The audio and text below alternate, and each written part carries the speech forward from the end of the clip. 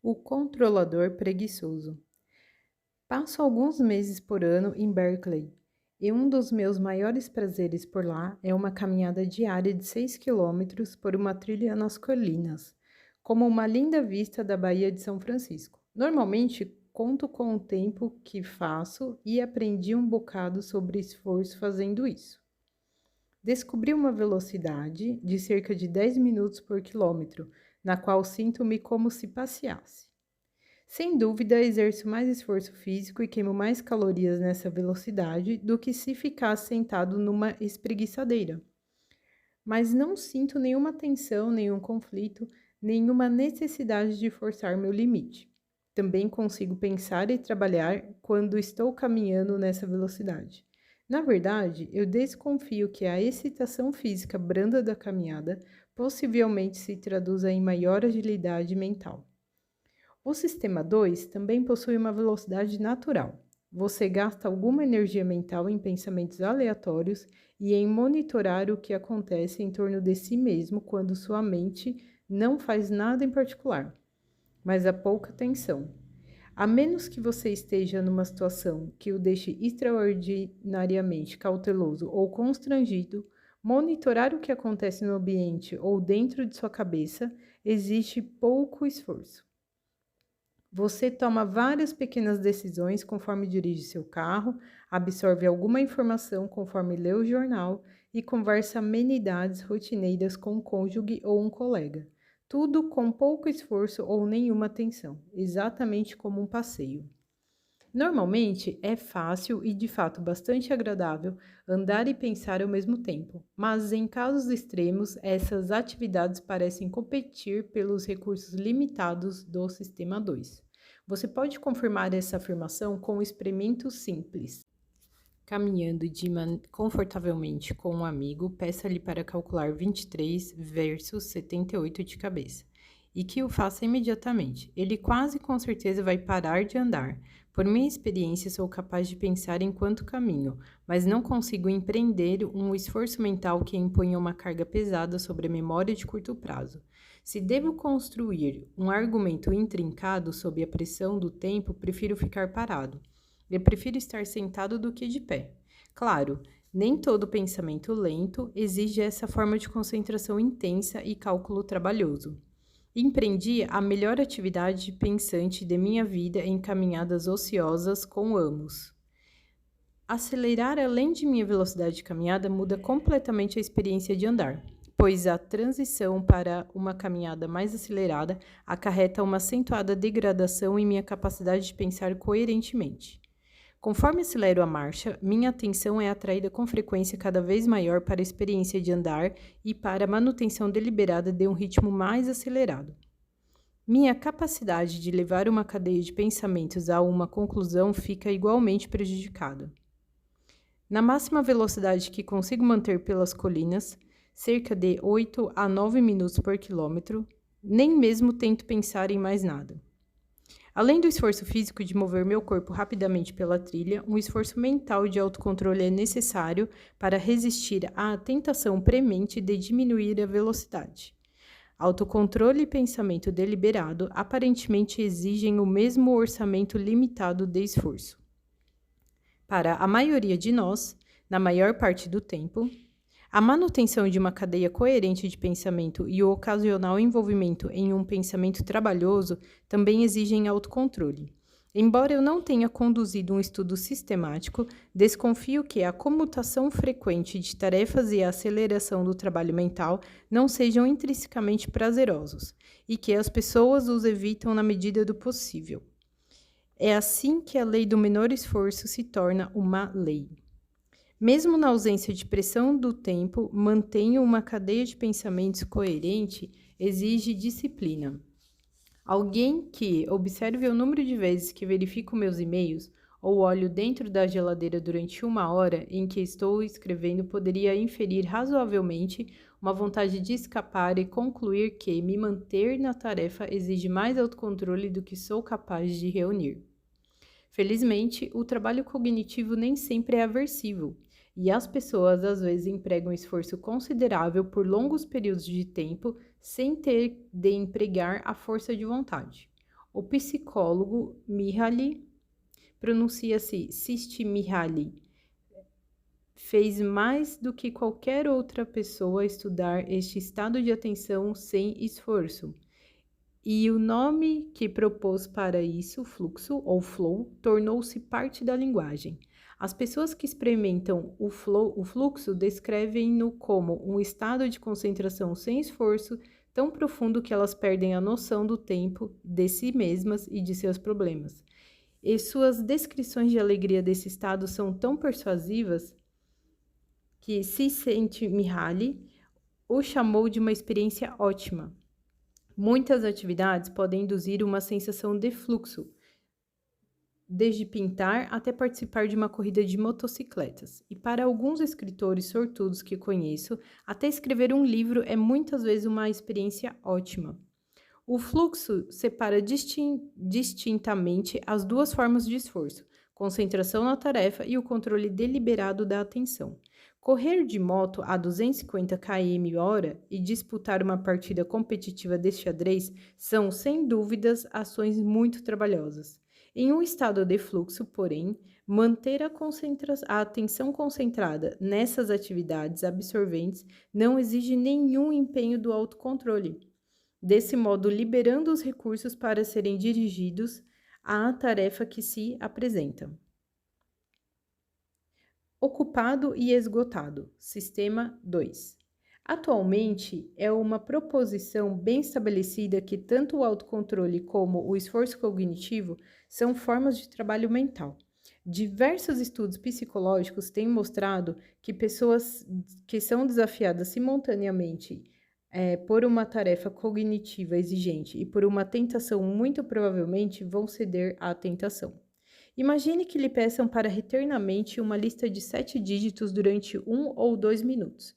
A pessoa lhe diz que se lembrar dos dígitos é uma prioridade máxima. Enquanto sua atenção está focada nos dígitos, que lhe é oferecida a escolha entre 2 sobremesas, um pecaminoso bolo de chocolate e uma virtuosa salada de frutas, a evidência sugere que muito provavelmente você escolheria o tentador bolo de chocolate quando sua cabeça está carregada de dígitos. O sistema 1 exerce maior influência no comportamento quando o sistema 2 está ocupado, e ele tem um fraco por doces.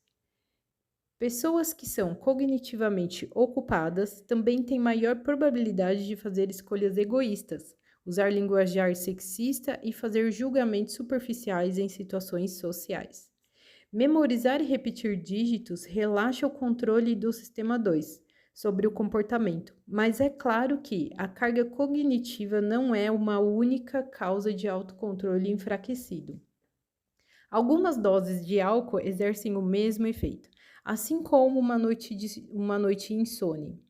O autocontrole das pessoas que acordam cedo fica prejudicado à noite. O inverso é verdadeiro para pessoas notívagas. Preocupação demasiada sobre estar executando bem uma tarefa às vezes atrapalha o desempenho ao carregar a memória de curto prazo com pensamentos ansiosos desnecessários. A conclusão é inequívoca. Autocontrole exige atenção e esforço. O outro modo de dizer isso é que controlar pensamentos e comportamentos é uma das tarefas que o Sistema 2 realiza. Uma série de experimentos surpreendentes feitos pelo psicólogo Roy e seus colegas mostrou conclusivamente que todas as variedades de esforço voluntário, cognitivo, emocional ou físico, dependem ao menos de parte de uma reserva compartilhada de energia mental. Seus experimentos envolvem antes tarefas sucessivas que simultâneas. O grupo de Baumeister verificou repetidamente que um esforço de vontade ou autocontrole é cansativo. Se você se vê obrigado a se forçar a fazer algo, fica menos disposto ou menos capaz de exercer autocontrole quando o próximo desafio se apresenta. O fenômeno tem sido chamado de esgotamento do ego. Numa demonstração típica, participantes instruídos a suprimir sua reação emocional num filme de grande carga emocional, mais tarde exibirão um desempenho ruim num teste de resistência física. Quanto tempo conseguem manter um aperto firme em 1 dinanômetro a respeito do desconforto crescente. O esforço emocional da primeira fase do experimento reduz a capacidade de suportar a dor da contração muscular prolongada. E pessoas de ego esgotado, desse modo, sucumbem mais rapidamente à necessidade de desistir. Em outro experimento, as pessoas são primeiramente esgotadas com uma tarefa em que ingerem comidas saudáveis, como rabanetes e aipo, enquanto resistem à tentação de se entregar a chocolates e biscoitos calóricos. Mais tarde, essas pessoas vão desistir mais cedo do que o normal quando confrontadas com uma tarefa cognitiva difícil. A lista de situações e tarefas hoje sabidamente causadoras de esgotamento do autocontrole é longa e variada. Todas envolvem conflito e a necessidade de suprimir uma tendência natural.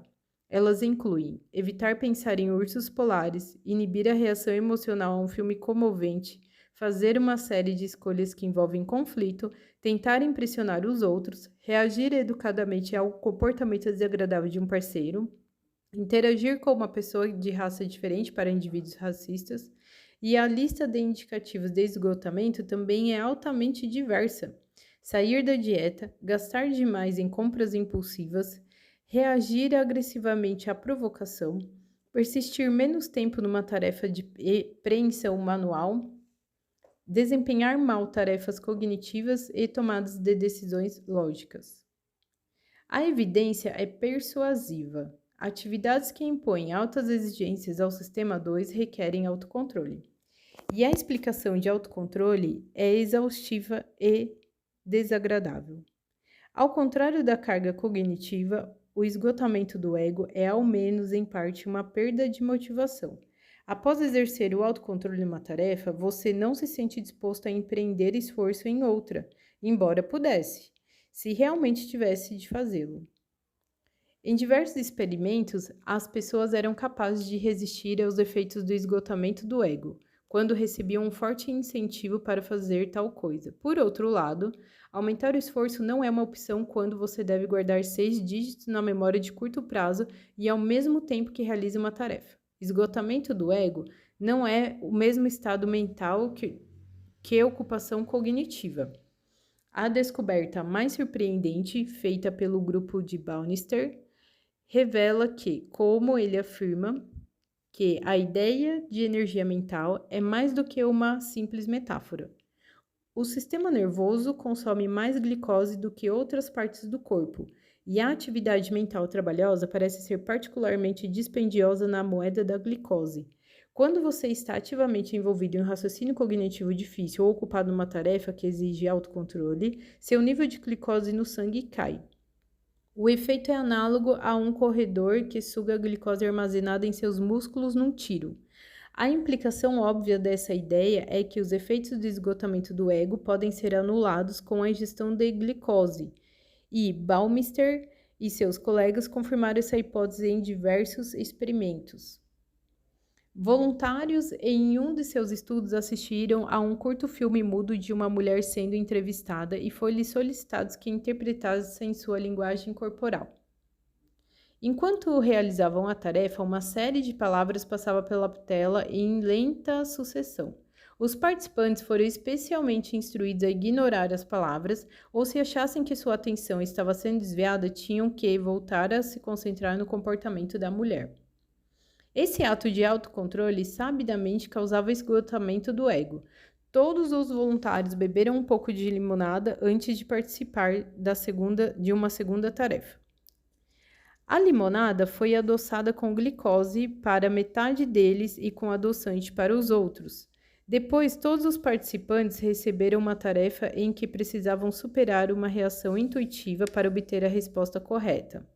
Erros intuitivos são, em geral, muito mais frequentes entre pessoas com esgotamento do ego, e os que consumiram adoçante mostraram um efeito de esgotamento esperado. Por outro lado, os que beberam glicose não exibiram esgotamento. A restauração do nível de açúcar disponível no cérebro havia impedido a deterioração do desempenho. Levará algum tempo e muita pesquisa adicional para determinar se as tarefas que causam esgotamento da glicose também causam a excitação momentânea que se reflete em aumentos de tamanho da pupila e batimento cardíaco. Uma demonstração perturbadora dos efeitos do esgotamento no julgamento foi relatada recentemente no Proceedings of National Academy of Sciences. Os participantes inadvertidos do estudo eram 8 juízes de condicional em Israel. Eles passam dias inteiros revisando pedidos de condicional. Os casos são apresentados em ordem aleatória e os juízes dedicam pouco tempo a cada um, numa média de 6 minutos. A decisão default é a rejeição da condicional. Apenas 35% dos pedidos são aprovados. O tempo exato de cada decisão é registrado e os períodos dos 3 intervalos para refeições dos juízes, a pausa da manhã, o almoço e o lanche da tarde. Durante o dia também são registrados. Os autores do estudo fizeram um gráfico da proporção de pedidos aprovados em relação ao tempo desde a última pausa para a refeição. A proporção conhece picos após cada refeição, quando cerca de 65% dos pedidos são concedidos. Durante as 2 horas, mais ou menos, até a refeição seguinte dos juízes, a taxa de aprovação cai regularmente, até chegar perto de zero pouco antes da refeição, como era de se esperar. Esse é um resultado indesejável e os autores verificaram cuidadosamente muitas explicações alternativas. A melhor explicação possível dos dados é uma má notícia. Juízes cansados e com fome tendem a incorrer na mais fácil posição de default de negar os pedidos de condicional. Tanto o cansaço como a fome provavelmente desempenham um papel.